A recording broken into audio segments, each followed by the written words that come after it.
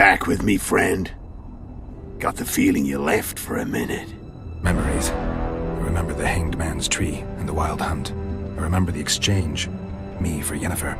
So, cards out on the table. Unless you chased me all that way just to kill me.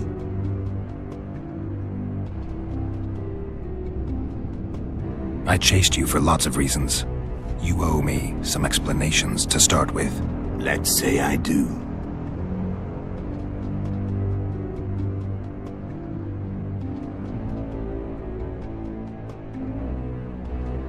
Tell me about Yennefer. What happened after I departed? She was feverish for several days, delirious, in agony. We thought that was it. She was on her way out. Somehow she recovered. But even then she was disoriented. Amnesia like you. What then? Well, the woman turned out to be quite a character. Throwing temper tantrums, trying to seduce orcs, trying to drive a wedge between us. After you so nobly sacrificed yourself, we thought it'd be dumb just to leave her somewhere. She wouldn't have survived more than a month. The whims and vigor of a duchess, but she was just a sorceress with no memory. We were in the heart of the Empire. And as I'm sure you know, Geralt, in Nilfgaard, mages who behave like that either drop their bad habits quickly or are drawn and quartered by horses in the middle of Victory Square. So I heard. So we set out, wandered through the provinces. Everywhere we went, she got in trouble and we pulled her out. And then one day they captured us. The Imperial Secret Police. Me, Ox, Serret, and Yennefer. Imperial Secret Police? Mm-hmm. We were separated and they questioned us. Long and thoroughly, but it was uneventful, no violence. That's how I met Vatia de Rideau, and a couple of weeks later, the Emperor himself. Me, a simple witcher. What happened to Yennefer? I don't know. Never saw her again. The Emperor offered me a mission in the northern kingdoms. As for Yennefer, I had the feeling she was somehow important to Emir. As I see it, they learned of the lodge from her. Those Imperial spooks have their ways. All I heard is that Vatir had his men watch Yennefer closely throughout the time she was at the palace. Then we went off to slay the kings of the north. That's where my knowledge ends. So she's in the Empire? She was when I left. How did you know where we'd find the Wild Hunt? Every witcher who wears the viper around his neck knows the place. We had so many books and scrolls about the hunt that I used to think our school was founded for the very purpose of solving the riddle of the spectral riders. Know who they are? You know the true identities of the riders? From what I understand, they're some damn elven race. But they turned out to be a big ruse. The legendary omen of war proved to be a fairground attraction. No Market Square mage could possibly conjure up a cavalcade of wraiths speeding across the sky. Then there's the amnesia. No, there's something more, I assure you. Go ahead, enlighten me. I can tell you want to. There are a lot of legends and myths about it, but the Wild Hunt is a fact. I've fought and killed many of its wraiths. They were spectral emanations, the avatars of real riders. The riders we ran into by the Hanged Man's Tree. Are you telling me you were carried off by elves? Real material sons of bitches like the ordinary kind we deal with in this world? They may be ordinary in their world, but they're strangers in ours. The conjunction of spheres. Know the theory? Do you know how monsters appeared in our world? There's not a witcher who doesn't know that. So you know there are other spheres. The most powerful of our mages can open passages between these worlds, and they usually do that to summon the monsters we then have to hunt. The elves we saw come from another world, and they weren't summoned. They found the way on their own. It's not exactly easy, so they usually send their spectral emanations. They come in person on special missions.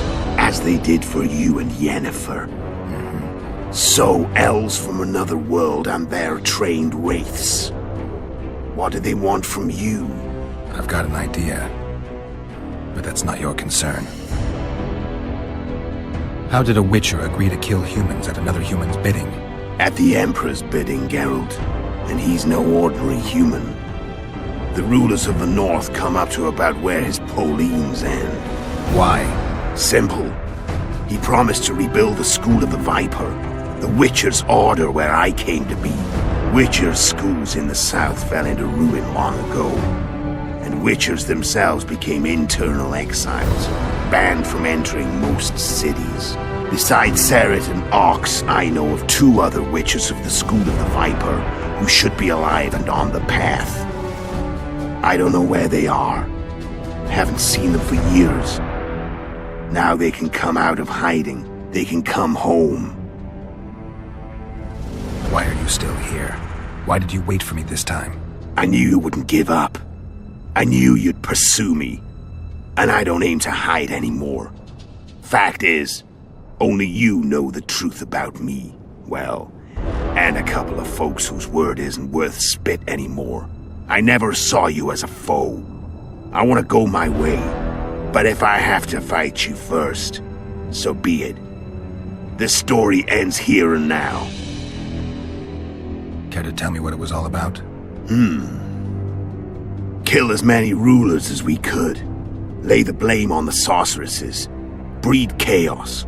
Prepare the North. Soften it before the invasion. And you know what's incredible? We could not have imagined more fertile soil. No matter what the war's outcome, the northern monarchs will accuse one another.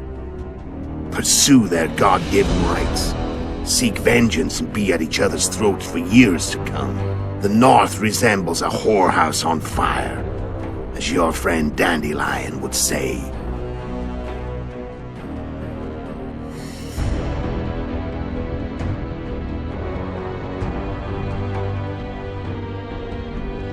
How did you manage to contact Sheila? It wasn't a problem once I learned of the Lodge's existence.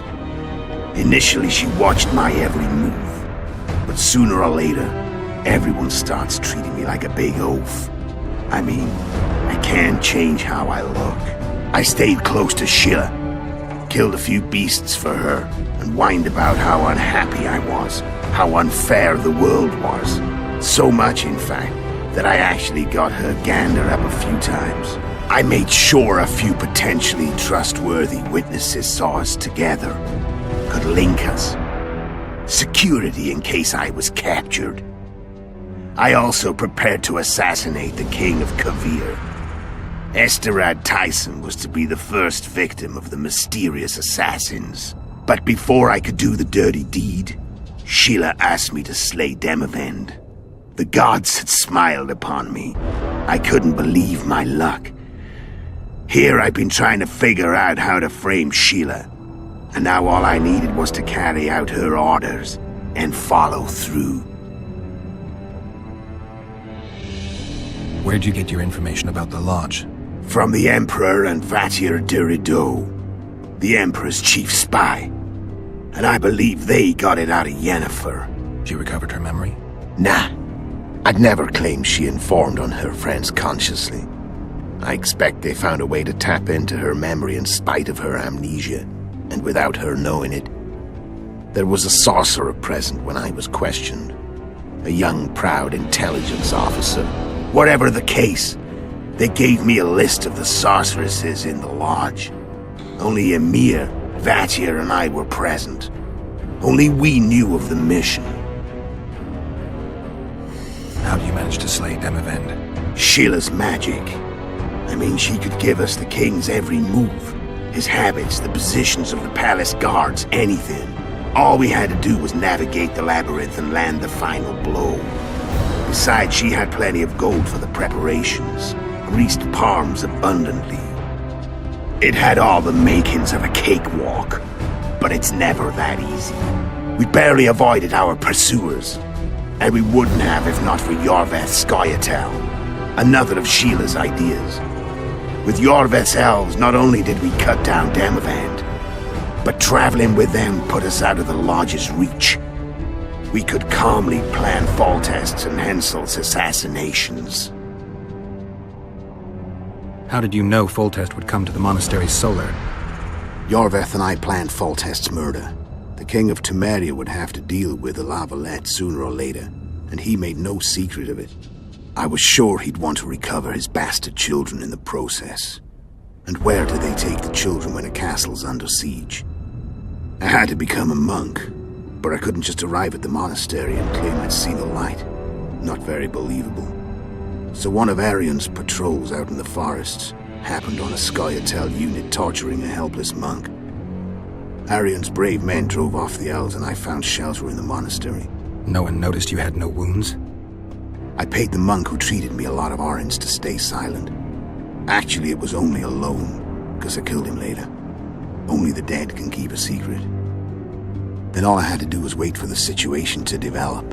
When I saw you enter the chamber with Foltest, I thought I might fail. Luckily, you failed. To recognize an old friend. When did you decide to get rid of Yorveth? As soon as I realized I couldn't manipulate him.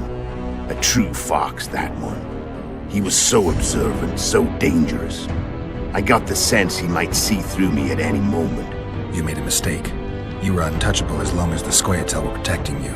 Maybe, but with Yorveth, my hands were tied. If I'd finished off Kieran... But you didn't.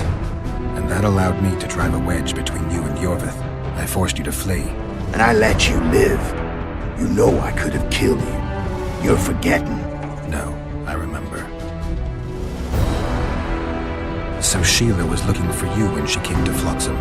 Mm-hmm. She thought she was still in control and wanted to get rid of me. I'd bet my eyes that she thought I'd lost my mind, or that Yorveth was manipulating me. And the North descended deeper into chaos. Exactly. There was just one problem. You. I could have killed you in the Elven ruins.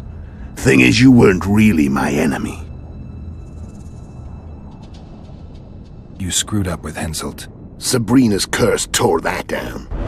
First off, we got holed up in that hideout in the ravines.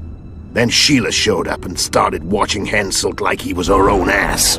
By that time, his death was no longer necessary. Fate had smiled upon us again.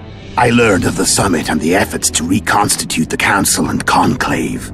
The ideal setting for the mission's grand finale.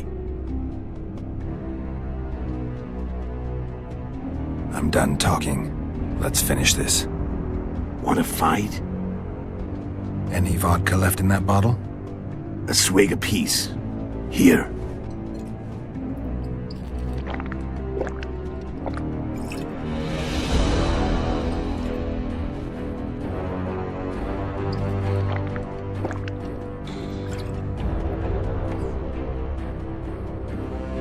The Imperial army is probably crossing the Yaruga as we speak. Pure pandemonium will ensue. The North's finished. Time to go south, where the good life awaits. You're a fool, Netho. Both you and your Emperor are forgetting one thing. Misfortune brings people together. Very shortly, the North could be united like never before, thanks to you. But that's just not my concern anymore. I'm not your foe. I never was. Let me walk away and I will.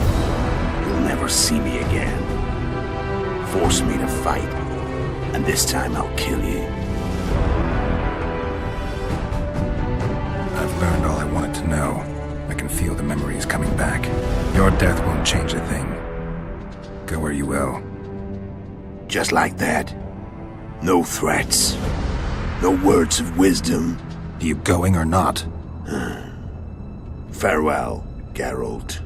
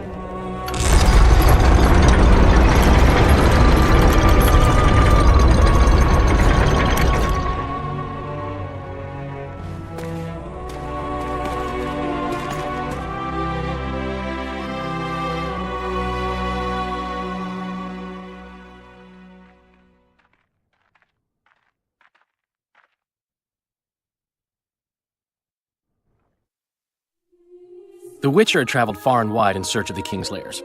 Along the way, he had met both the righteous and scoundrels, Bernard Laredo amongst the latter. Laredo sold Flotsam to Kedwin and scattered the local non-humans to the four winds.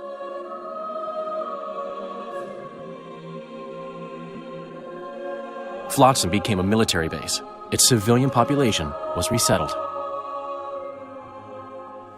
In Edirn, the Witcher witnessed Saskia the Dragon Slayer achieve a great victory. The Pontar Valley, previously Upper Edirn, became a promised land for outcasts who dared dream of freedom. Even sly old Zoltan Chive came to believe in this land of bliss. Yet dark times approached for the architects of the New Order. Dark clouds had been gathering over Temeria since Foltest's death.